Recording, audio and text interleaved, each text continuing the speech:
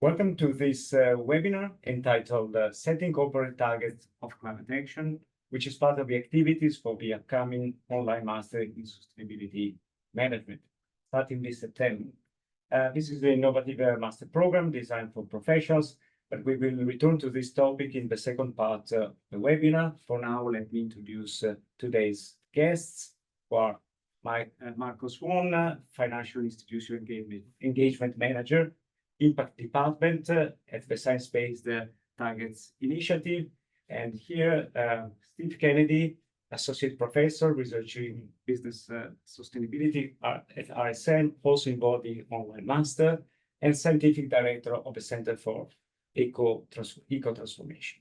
Before starting, let me invite the audience to submit questions about today's topic and about the online master, which will be addressed at the end. And how about introducing yourself here? Yes, well, I'm academic co-director, sorry, I forgot, that's not relevant, of the online master. I'm also teaching circular economy and at the same department, business society and management. Good. Let me go to the set of questions. Let's start with Mark, if it's fine with you. What is the Science-Based Target Initiative? And what is your work there? So first, breaking the ice question. And if a company wants to set targets approved by your organization, like the Science-Based Targets Initiative, what has to do? Yes, thank you, Pierre, and thank you, Steve. Also, it's really great to be back here at the Erasmus University. And I used to lead the local ISEC chapter here in Rotterdam at the university. So I spend a lot of time here, and it's really nice to be back, and it's truly a great university. Today I work at the Science-Based Targets Initiative, which is a voluntary standard setter. It's interesting because on the one hand, SBTI is now 10 years old. The initiative was founded in 2015 by a number of partner organizations: the United Nations Global Compact, the World Resources Institute, the Carbon Disclosure Project, WWF, as well as the We Mean Business Council, or We Mean Business Coalition. And at the same time, we're also only about 6 months old, in the sense that we've just recently become independent from these partner organizations and have become an independent, legally registered charity in the United Kingdom. Now, what does SBTI do? We create standards to help companies set science-based targets. And science-based targets, in the most basic way I can frame it, are targets that tell a company how much and how fast they need to decarbonize in order to be aligned with the Paris Climate Accord. Now, as the impact department, we are focusing on achieving impact at scale through science-based targets. We, of course, depend on a global ecosystem, so it's important for SBTI to be connected not only to the company setting targets, but also to other standard setters and frameworks that are relevant to governments, NGOs, of course, the academic world and the research world, to support the fundamental research that underpins our standards. I work as an engagement manager for the financial sector, which means that I deal with banks, insurance providers, asset managers, private equity firms, and help them set financial institutions' targets, which in turn, that's the goal at least, right? Have an indirect impact on the corporate sector. Right. So basically, I'm also doing corporate climate action. SBTI is focused on corporate climate action, but I'm doing it through the financial sector work that we do. Now, if you have a company and you would want to set science-based targets, what you need to do, first of all, is find out where you are today. So we call this a GHG inventory, or a greenhouse gas inventory, which is basically a big spreadsheet, a file, where all your emissions are accounted for, and you have to write that down in a certain way. And if you want to know how to write that down exactly, you can look at the work of the GHG protocol, which is the organization, partner of SBTI in that sense. And we would like companies to use that to set their to create that inventory. When you have that clear, so you know how much emissions you have and how they are divided into different categories. Now you're able to register with us in our validation portal. So that goes through SBTi services. And after you're registered, after we have identified what kind of actor you are, which standard is actually applicable to you, because maybe you use our anchor standard, our flagship standard, the corporate net zero standard, or maybe you need to use one of our sector specific standards, for example, for financial institutions. Or maybe you can even use the SME route, which is a separate route to get a validation target, which is our science-based targets, which is just a little bit more feasible for a smaller company to also use. Now, then you need to basically commit to setting a science-based target. This basically is a signal internally in your company, but also to the outside world, that you are on this journey, on this science-based journey, and that you're getting ready to submit a target to the SBTi. At that point, you develop your targets according to the standard, you submit the targets, you go through an iterative process with our colleagues at SBTi services, and of course, hopefully, your targets get approved. When they are approved, you communicate them, and then, of course, the real work begins, which is trying to achieve your target. And it's, of course, also necessary for you to disclose the progress that you make on your target annually after you have communicated your target. Thank you so much. Steve, let me bring you in the conversation. And what is, in your opinion, the theoretical basis behind the science-based target? Essentially what Marco said about this. Yeah, thanks, Piero. Well, firstly, the great thing about the SBTi, as it says in the name, it's science-based. So it comes from scientific theory about how systems work and how systems transform. So systems can have a range of different states, but if a system changes too much, it will transform and it will enter into basically a new regime. So a system can exist in a range of different states, and at some point there's a kind of threshold at which then the system will transform. So what science-based targets does is it says, well, where would be that threshold? What's this safe space for humanity on climate change? And let's then ascertain how much carbon then do we have left? What's the environmental space, which then can be apportioned towards our human activities and our corporate activities. So then you kind of go into a value-based discussion about how do you attribute that environmental space. So the SBTi uses some different values. It uses legacy. So if you had a high emissions in the past, well, we're saying you can still emit a lot of emissions, but those emissions need to get smaller and smaller over time. There's also consideration with the sector-specific pathways. You talk about the social contribution of the sector, but also about the sector's capabilities to abate carbon, right?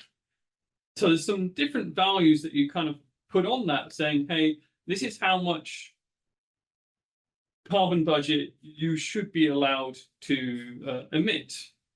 So the idea is then, if we have all companies setting science-based targets, then we're going to be within our carbon budget and we'll avoid a large-scale transformation of the Earth system, which of course would lead to catastrophic effects.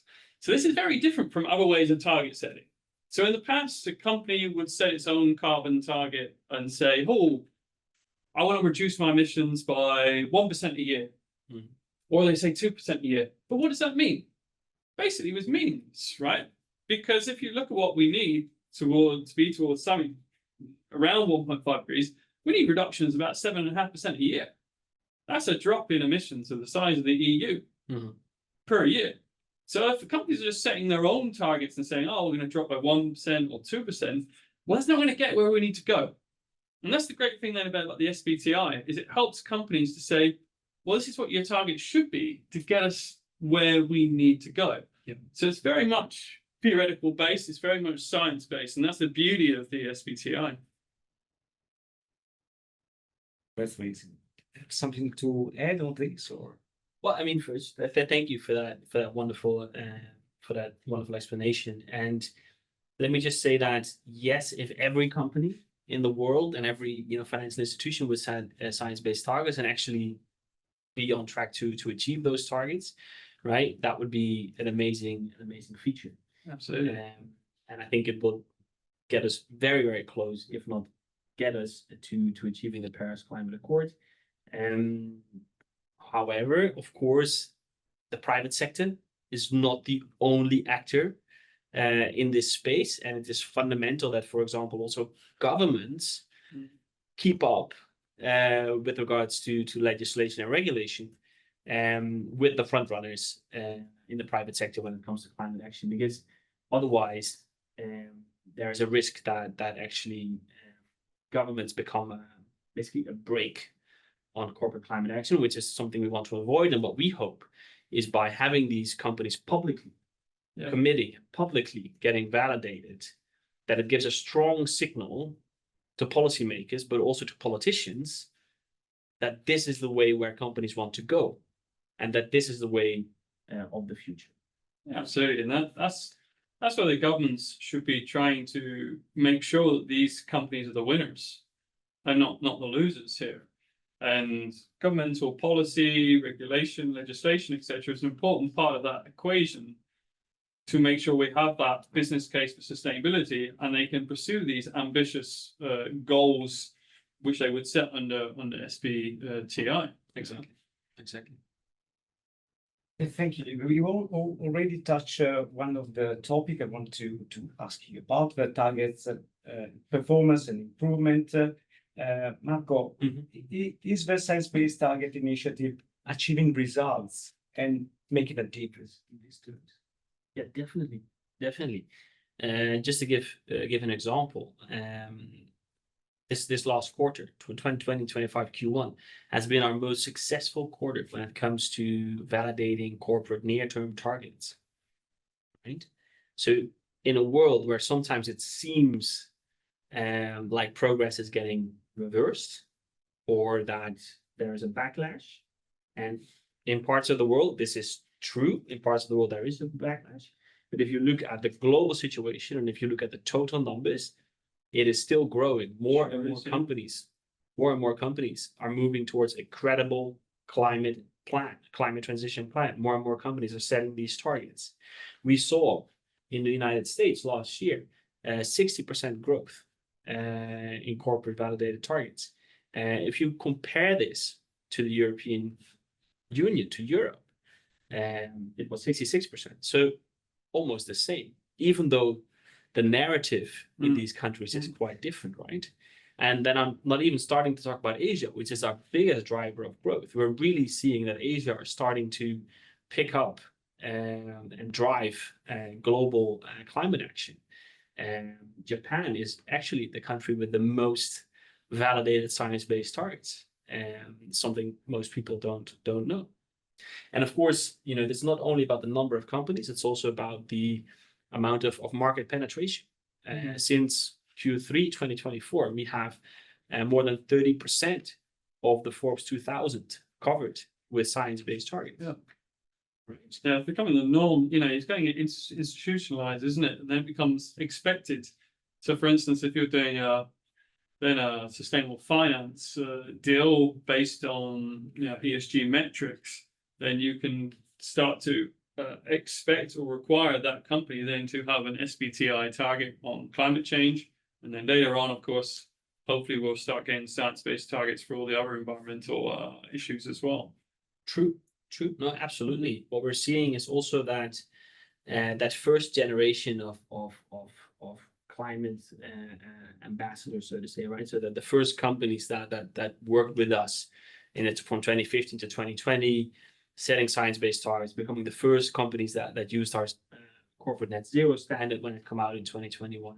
we're now really seeing that in their scope 3 efforts that their supplier engagement programs are starting to get results, right? We're seeing more and more companies getting validated that are coming out of the supplier engagement programs of already validated companies. Also, we're seeing that the financial sector, our financial sector work is growing, which is incredibly important because one of the core drivers of corporate behavior is their financiers, is what the bank is requiring them to do, is what their investors are asking them to do. And then it's really positive to see that actually quite recently, SBTi has validated 2 of the top 15 banks in Europe. So I'm talking about the biggest bank in Italy was just validated, as well as ING here in the Netherlands was just validated by SBTi. Correct. And so I think we're seeing in many ways continued momentum for corporate climate action. This is connects one of the questions I had for both of you, but also one from the audience from Liliana. Actually, Liliana is asking why the US slowing less support for ESG and sustainability, and the EU reversing mandatory corporate social responsibility directive. And my question, we can link together. We witnessed a number of firms in the US. Actually, that was my question, but you debunked this idea. Rolling back on climate, maybe this is the narrative which we are. But maybe we see some flagship companies, and should we look at them? BlackRock, this large financial institution. So they are in the news, but beyond this, there's a large number of corporations which comply with standards. And also related to what Liliana asked, is there a danger in which that targets are used as a new form of greenwashing? Because it's always easy to set a target, so define we will reach it, and then you roll back because time becomes tough and the situation is difficult if you want to have a say. Yeah, well, firstly, say, I mean, this is absolutely a danger. You know, we don't just need target setting, but we need real commitment from companies that this is a target that are, you know, taking seriously, and it is fully embedded into the corporate strategy of the firm, including their investments, their R&D activities, and really embedded throughout the term, the company. There was a recent scientific study which kind of highlighted this danger. The study kind of showed that when firms set targets on sustainability, they receive a kind of reputational bump. They receive a little bump in their share price. There's kind of good reactions on doing it. However, when a corporation, when a company then shifts its targets or removes it, which obviously can be for good reasons sometimes, but sometimes it's not. It's just that they're being a bit more regressive on climate action. Well, what happens? And we see most of the time those companies don't receive any media attention at all on this. They don't receive any negative pushback at all. So it seems very easy actually for companies to set targets when the pressure is heavy on the company, and then years later, when it's not going well, they can just push it away. So it kind of then is the question of what can we do about it, or what should we do about this? You know, is there a way we can hold these companies more strongly to holding the course, more strongly hold them to account, or hold them to recourse if they do then decide to go for more regressive action, maybe without due cause? You mentioned the validation protocol. I mean, you go through quite an assessment. I mean, companies really commit with you first through the process you mentioned at the beginning. But if you want to explore it a bit more, yeah, I think it's important to say I think three things here. First of all, the process of setting science-based targets and getting validated is not easy. It is a challenging challenging journey, and it's indeed a very rigorous process. And of course, when you look on our website, you can see the companies that are validated, also the companies that are committed. But being committed at the moment is not obligatory. So we also have companies that maybe are not really sure about that their targets will get approved, or that they can get to a place where their targets can get approved. And they might submit targets without committing first, which at the moment is fine, right? Sure. And of course, you don't see those rejections. Also, on our website, it is publicly visible, right? When companies withdraw from the SBTi, or when they do not follow up with their commitment to set science-based targets. So there is a mechanism of accountability and visibility there. And, we depend on the broader ecosystem. We depend on NGOs, the media, employees of these companies, right? To keep their corporate leadership to the promises that they have made. Yeah. That is very, very important. And finally, what I would like to say, because you said something about using science-based targets for greenwashing purposes. I just want to emphasize that it's exactly the opposite, right? It is the exact opposite, in the sense that SBTi was created to avoid greenwashing, to have this definition of what a science-based target is, to have it clarified what a Paris-aligned corporate emission reduction target should be, how fast they need to decarbonize. So SBTi is a tool against greenwashing, not a tool for greenwashing. So I just want to make that perfectly clear. Yeah, absolutely. I think it's more the wider space of setting climate commitments, which people haven't got the sincerity that they're going to necessarily go towards them. Or when times get tough, they then decide, okay, let's turn away from these targets. And I think there's a lot of care needs to be taken here, because we obviously don't want to disincentivize companies from setting SBTi targets, right? We're not going to say, because SBTi targets for a lot of companies, they're going to be ambitious, and they're going to be stretch targets. And if companies don't, a lot of companies might not achieve those ambitious targets. So we don't want to then say hammer those companies and say, oh, you've not hit these really difficult targets. Because if you do that, then companies are not going to sign up and not going to join. But by having ambitious targets, it's going to take the company further than where they would have gone if they hadn't got those ambitious targets. Exactly. So it's a bit of a care here on our follow-up and our accountability and holding companies to recourse, which needs to be done here. But if it is a company which is shifting away from commitments they've made earlier, and they don't have, let's say, genuine, good, strong reasonings for this, then I think those companies we can put under the microscope a little bit. So the first, let's say the first generation of the corporate net zero standard was really focused on setting the ambition, setting the target right.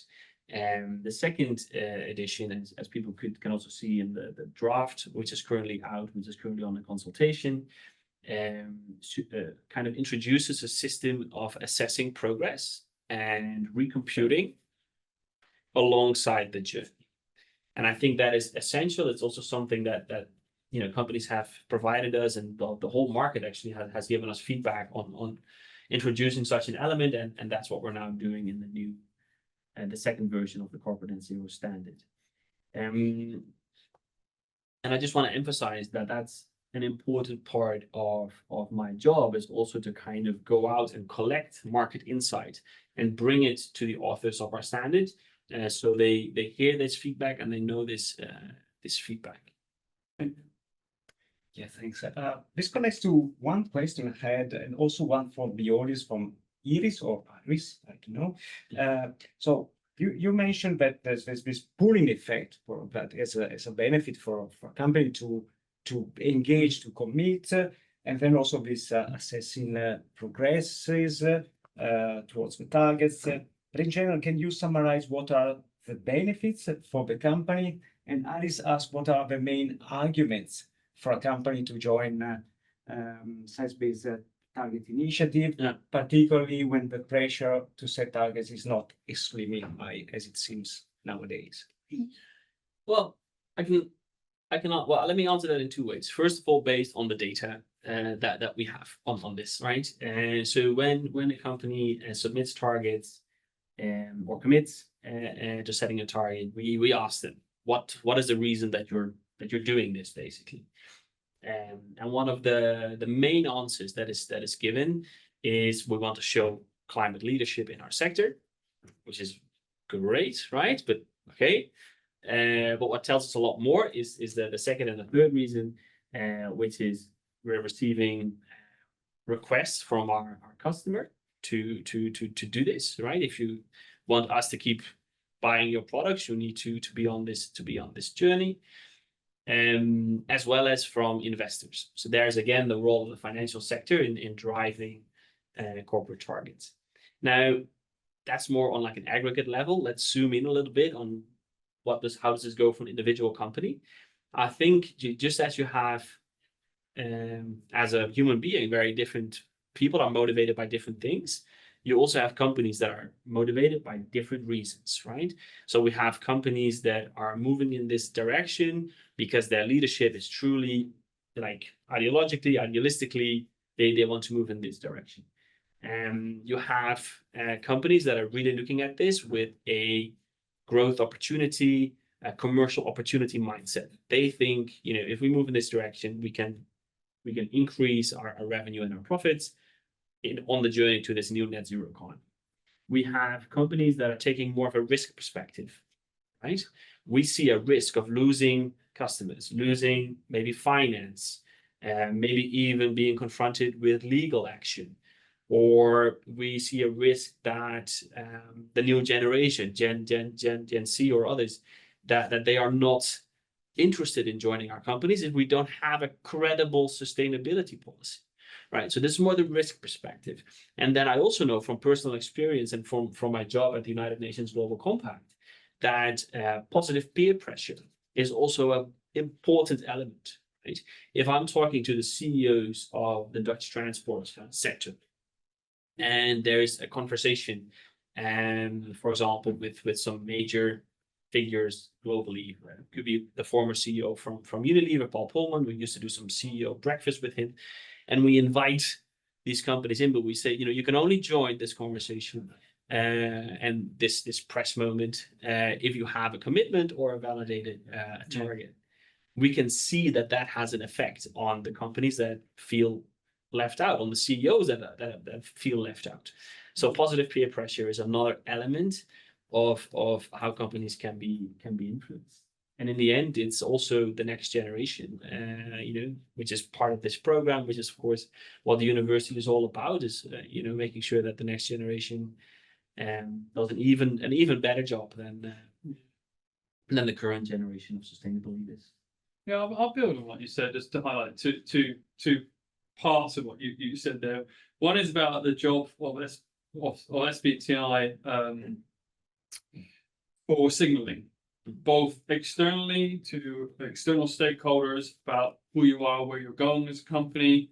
That can signal, for instance, to investors what type of investors you want as part of your company, but also signaling internally to employees, managers, of your intentions and your commitments to decarbonization of your company. So there's a signaling job. And secondly, is just targets as a means of organizational change. All our industries are in transformation. Some of them are maybe transforming a bit more slower than we want, and some of them are a little bit more advanced. But all our industries are in transition towards being low carbon. And as a company, you can decide, do I want to be a leader in this, a laggard, or somewhere in between? But essentially, you're going to have to get there at some point, or you're not going to be a player in town anymore. And that also happens whenever we go through transitions. Yeah, a lot of companies don't make it through. When we transition from the horse and cart to the automobile, yeah, a lot of companies died. That's going to happen, sure. But then the question is, if it's in transition, your company needs to go for a transition. What's your levers to enable your company to transition? And setting targets is a key way to lever change in your organization. taking notes. Good. Let's check the time, and I have a final question for you. So we see that this great potential, that these great advantages. Resolve the process not easy. Mhm. What are the signaling effect, which is great, but what are the main difficulties to be on board in not just in your initiative, which is so rigorous, so scientific, but also what is difficult for companies nowadays to Do you want to kick that one off? Sure, sure. So we've asked this question, right, to the companies that were already validated a few years ago, and those companies say the most difficult thing on our corporate climate journey at the moment is to try and find ways and to get our scope 3 emissions down, right? So scope 3 emissions are your value chain emissions, both upwards and downwards. So your supply chain and basically all the way down to the end user of your product or service. And there is two elements that are very important challenges in this regard. First of all, is the element of influence. How much influence do I have on my supplier, or how much influence do I have on my customer?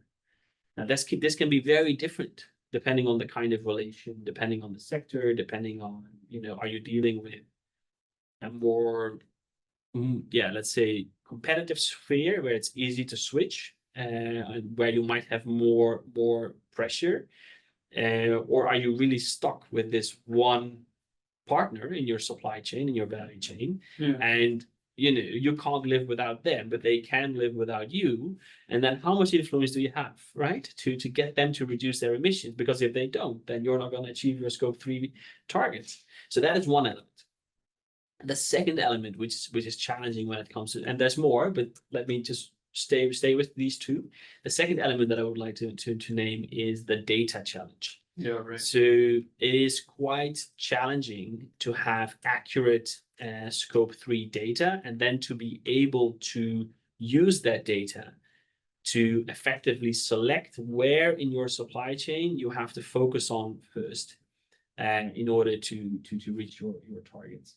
So fortunately, with the rise of artificial intelligence, with this challenge, becoming picked up more and more, becoming more and more clear, we're also seeing more solutions for this being provided. And I'm convinced that sustainability data, emissions data, supply chain data will have a huge quality improvement within the next decade, basically, which will hopefully get us out of this problem. But the problem of influence stays, right? So this is also something that we're tackling in our revision of the corporate net zero standard, where we're going to look a little bit more into the boundary of scope 3 targets and finding ways to make sure that your scope 3 target is set on emissions that you're actually able to influence. This also allows us to have more of a spotlight on emissions that companies are not able to influence for some reason. This could be because sometimes also because of certain policies and government related regulations. Then that also gives us information to go to these governments or other market actors and say, hey, this is an issue that these companies in the sector cannot solve by themselves. They're all, they're doing everything they can, but this they cannot do, and they need help out of the ecosystem. Yeah, let me connect on that, if I may. I think another key difficulty is that firms are unsure if they're going to meet the targets or not. Mm-hmm. Because they might be reliant, as you say, on a key supplier decarbonizing. The business case for decarbonizing has a lot of uncertainties to it. We might be relying on a strong carbon price, demand for low carbon products, but also contingent upon advancements in, for instance, new infrastructure. So if I'm a company and my decarbonization action plan has a lot of green hydrogen in it, then getting to hit my targets is going to be dependent upon the rollout then of green hydrogen infrastructure. Now, if then this is all, if a company feels it is all too uncertain, they may feel, hey, you know, let's not set this target because we've got no idea if we're going to hit the target. Now, personally, I think that should not be a reason to why you should set the target. But unfortunately, not all executives feel the same way. Yeah. Yeah, and this is of course also dependent on the kind of leadership that you have in your company, but it makes a lot of sense that you want to have some sense of feasibility. And the truth is, the more companies work on this, the more companies set these targets and work to achieve them, the higher the chance of success is for everyone else. Absolutely. That's working towards it as well, right? So I often say we all make it, we all make and achieve the Paris Climate Accord, net zero by 2050, or no one makes it. It is a collective issue. Absolutely. And that we need to solve collectively. And that is why Scope 3 is such an important part of the Science Based Targets Initiative. That is why Scope 3 is also such a super focus of almost every company when it comes to achieving science-based targets. Thanks a lot. We have a few questions. Maybe we have no time to answer them all. Maybe we can answer. I can try to answer very short. No, but well, we can make a try. But have first question from Ariana. How can persuasive communication strategies can be used to convince companies who do not operate under the SBTI to adopt it? It's one for you. I'm going to give it to you. Yes. Well, thank you for the question, Ariana. Persuasive communication strategies. I believe that the best argument, the most convincing communication strategy that we can use to convince companies to set science-based targets is to basically have the case studies, the examples of the companies from their sector that have already done it, right? So it is this positive peer pressure again, but it's also showing that it can be done, right? The fact that more than 7,000 companies already have a validated science-based target is the best argument against companies that say it's not possible. And of course, there are at the moment still situations in which some companies cannot set science-based targets, but the majority can, right? So very large chance that your company is able to do it as well, especially if there's already other companies in your sector validated, and with more than 7,000 in total, there's a really big chance that you have peers in your sector that are already on this journey. And then I think it's time to climb aboard that train. There's probably a role for science here as well. We've had our first study now,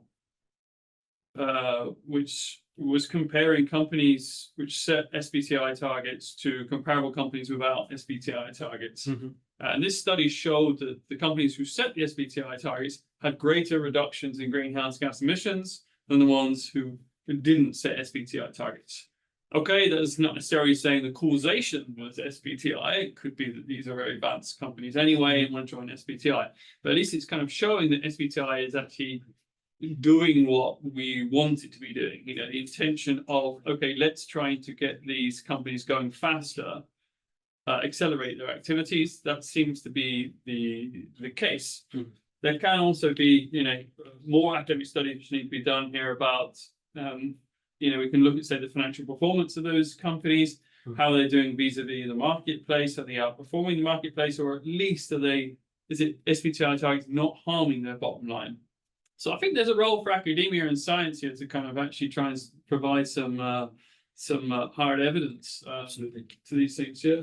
No, absolutely. I mean, obviously, the science has a fundamental role at the beginning of any of our standards, right? That's one. And secondly, indeed, to also show the business case, the investor case, the impact case. Okay. Yes, we need, of course, to work together as SBTI with partners in academia and others to make this more clear. Because, yes, we have already reached so many companies, more than 10,000 are either committed or validated. And we've had the market penetration in many of the important markets, in many of the G7 indexes.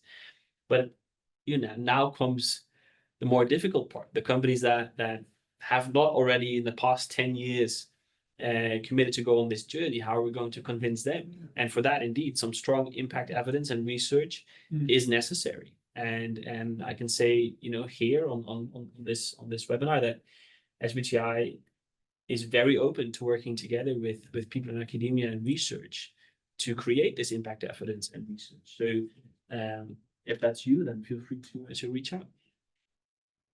And close with one final question from Henriette, just kind of summarizing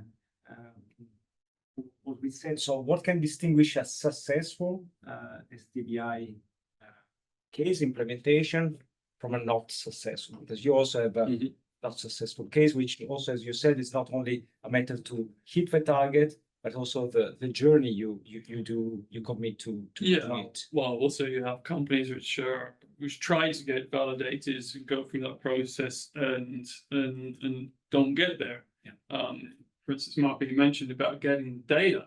I mean, that can be very difficult for companies, and if I'm right, that's of course the reasoning why a number of the companies actually have to bow out the process, unfortunately, because they just didn't have the data available. But perhaps you want to sort of take on the question further. Well, I think the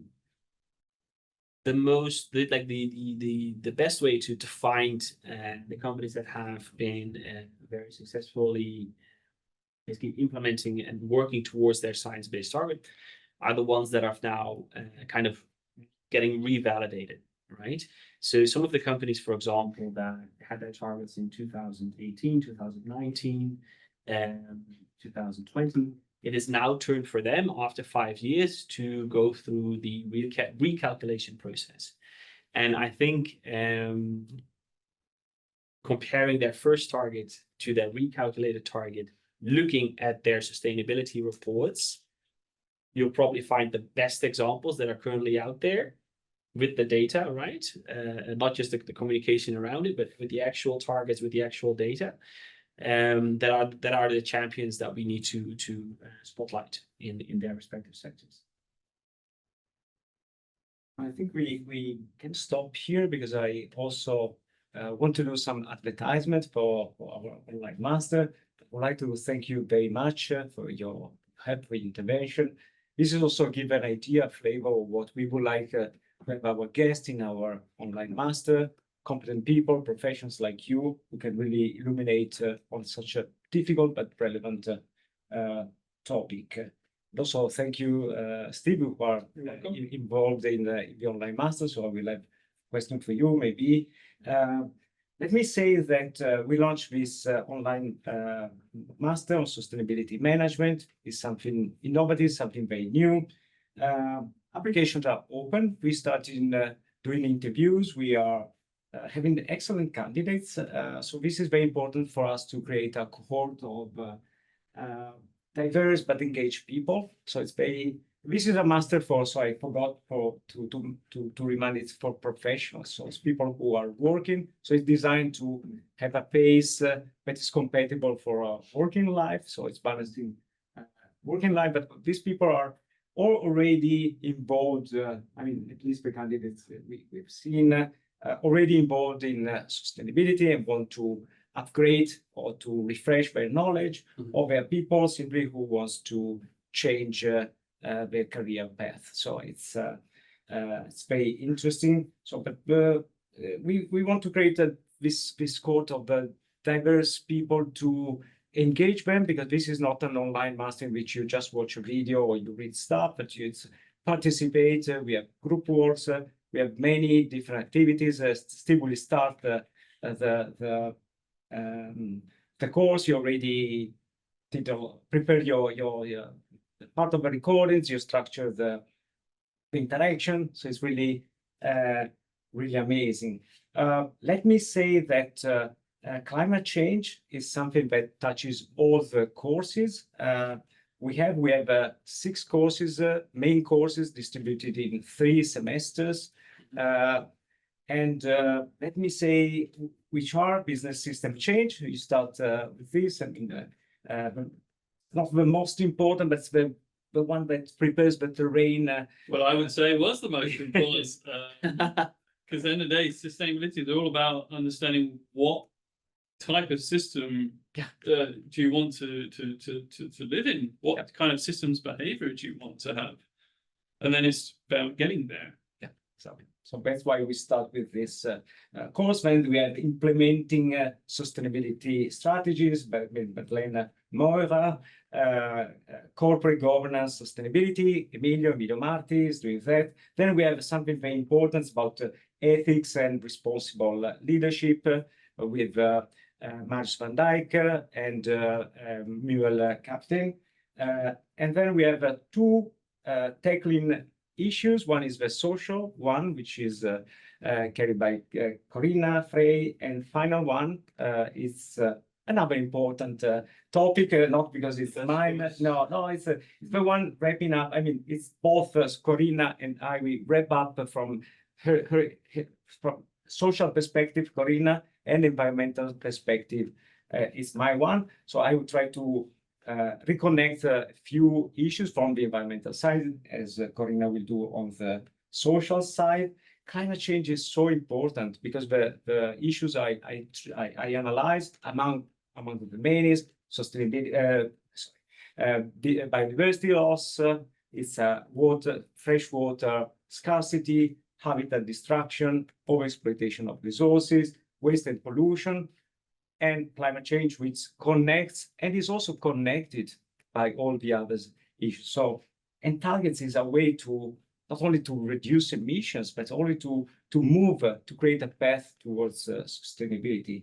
So, for instance, my course, I will touch the causes, not only the economic, but also the physical, what really creates climate change, because these are all molecules. This is a matter of chemistry and physical issues. Because you mentioned in the discussion we had before, deforestation, which is so relevant, which to me is overexploitation of resources, but also destruction of habitats, is a massive contributor of climate change. So it's very difficult because all this stuff are entangled. So it's difficult to understand them, but we must understand this. Well, that's why in the first course, we focus on systems thinking.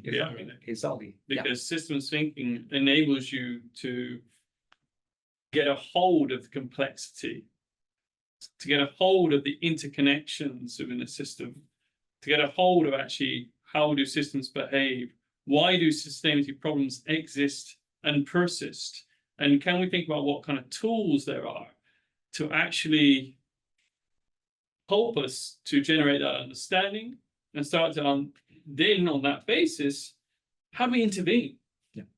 So where do we intervene, and what kind of impact would we make through those interventions? How do we understand intended and unintended impact? And this is how we structure. So from the end to the beginning of the course. So there's kind of also circularity. The master also has a final project. So we have 3 semesters. So it's 2-year master. The final project is a thesis, but it's very practical, very applied, looking at companies, looking at these topics we analyzing. So we define, we personalize the thesis for each candidate to look at the topic we touch, but really to analyze in a real environment. So this is what we aim for. Let me check if there are questions for about the master.